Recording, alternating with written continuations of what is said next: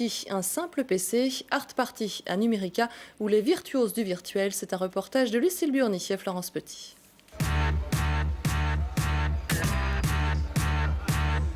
It's been a very good party. Très bien.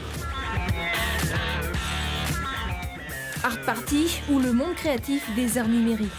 Depuis vendredi, une centaine de passionnés sont réunis à Montbéliard. Venus de Finlande, d'Allemagne, d'Autriche ou de France, ici, chacun assemble des programmes informatiques avec de la musique et des images en 2 ou 3 dimensions. Moi, je ne pense pas qu'on puisse dire que les arts numériques sont quelque chose de spécial. Peut-être il y a 10 ans, c'était valable.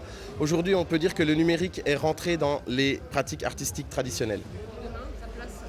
Et demain, sa place, elle sera encore plus grande dans le processus de création et dans le processus de monstration des œuvres. Sur le marché de l'art, certainement, oui. Et sur le marché de la consommation des biens culturels également.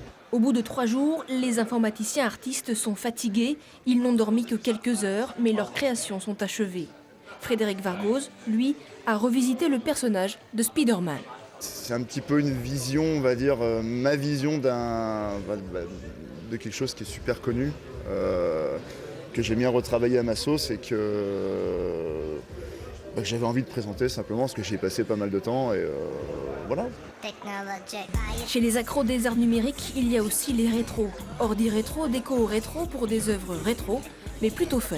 Même si on n'a pas des machines à point des technologies, on peut quand même faire des choses avec un design relativement moderne, même si ça rentre quand même dans des catégories de machines assez vieilles.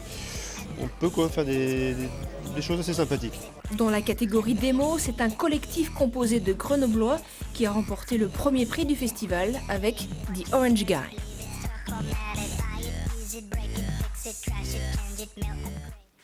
C'est la fin de cette édition. Merci à vous de l'avoir suivi. Le 19-20 continue. Passez une excellente soirée sur France 3.